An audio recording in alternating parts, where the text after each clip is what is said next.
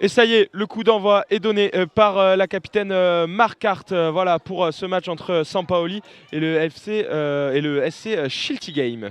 Les joueurs de la sélection allemande de CC Foot masculin viennent de faire leur arrivée en tribune. Ballon pour Toa Kuster dans la zone, c'est Toa Kuster une fois, deux fois. Elle rentre dans cette surface de réparation, elle va pouvoir frapper, elle a un petit peu trop poussé ce ballon, elle a tenté de frapper, mais coup de pied dans le vent et Anaïs Pernot s'en saisit. Récupéré par Toa Kuster qui déboule dans l'axe. Cette fois-ci, Toa Kuster, elle s'enferme, elle tente de passer par ce côté droit. Toa Kuster, elle est extrêmement bien bloquée, elle rentre dans cette surface de réparation, elle frappe du pied gauche et quelle parade, un peu un style à l'allemande de Anaïs Pernot. Elle a posé un genou à terre et tendu son corps de l'autre côté. Ça a rebondi sur son ventre et le ballon est sorti en corner. Ouais, le bel arrêt réflexe de celle qui est également la gardienne de l'équipe senior valide du SC Schiltigheim.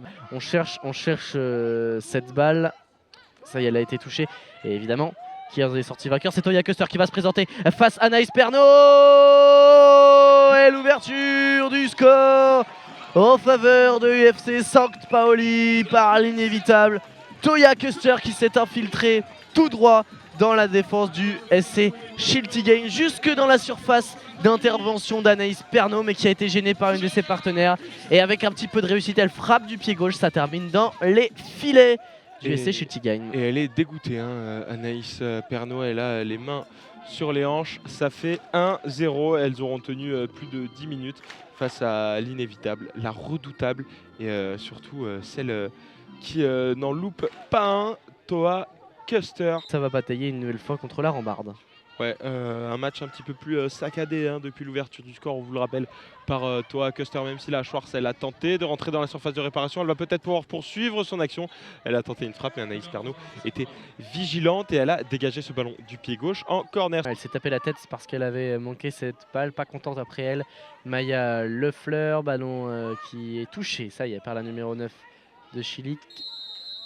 Et ce sera un coup franc en faveur de Maya parce qu'il y a vraiment un sacré duel entre Lefleur et Lefleur. Duel remporté par Lefleur, je crois. Ouais, absolument, sur ce coup-là, c'est pas toujours. Mais en tout cas, Katia Lefleur a été très fair-play. Hein. Tout à l'heure, le duel avait l'air virulent. À nouveau, sur ce coup-là, il y a eu le geste de fair-play, la petite tape sur le dos de Lefleur pour Lefleur, donc de Katia pour Maya. Et voilà, c'est frappé par Mireille Lefleur.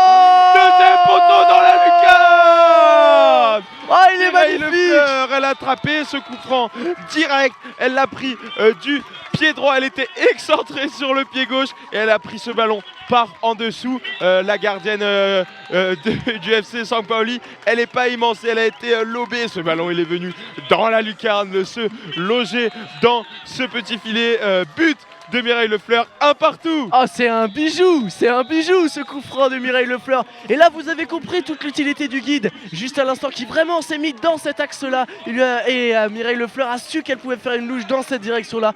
Elle a été ultra précise sur ce coup-là. Temps mort pour le FC Sankt Pauli. Racotin qui vient eh bien, la gêner dans son exécution. Elle va quand même récupérer ce ballon, rentrer dans l'axe du terrain. Allez les filles, allez tenir cette fin de match. La frappe de Toya Kuster et le bel arrêt d'Anaïs Pernot sur sa gauche. Ouais, c'est la première fois qu'elle peut s'illustrer Anaïs Pernot dans cette rencontre, puisque sur le premier but, elle a vraiment été prise à bout portant et par surprise.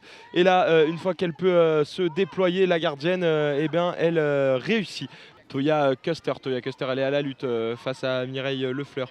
Non, elle rentre dans la surface, Toya Kuster, et cette fois elle en ressort, elle se dirige vers l'axe du terrain. Toya Kuster, elle se met sur son pied gauche, elle frappe.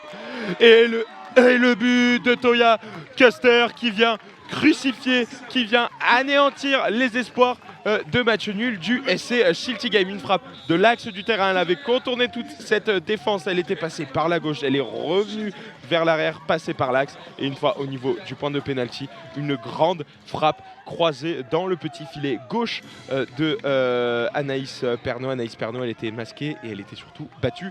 Ça fait 2-1. Ah, c'est dur, c'est cruel pour cette équipe de Chili qui pose un temps mort immédiatement. Et le coup d'envoi est donné, on va taper ce ballon de la part de Maya Lefleur, direction la zone C, à direction de Jessica Zizou. La frappe de Jessica Zizou d'entrée après ce temps mort, frappe pied droit mais qui est trop décroisée plutôt et qui est écrasée surtout et qui n'inquiétera pas la gardienne allemande.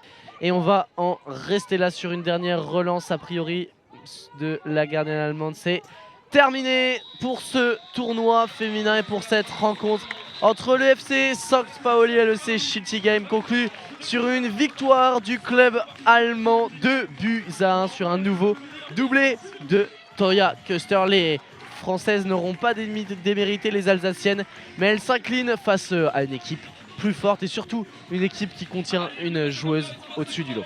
Ouais, elles n'ont vraiment pas à rougir, hein, les Françaises, hein, les Allemandes de Hambourg qui ont roulé sur ce tournoi du début à la fin. Elles ont dominé tous leurs matchs de la tête et des épaules, mais celui-ci, elles ont eu du mal. Les Allemandes, elles ont dû utiliser leur arme secrète, Toya Köster.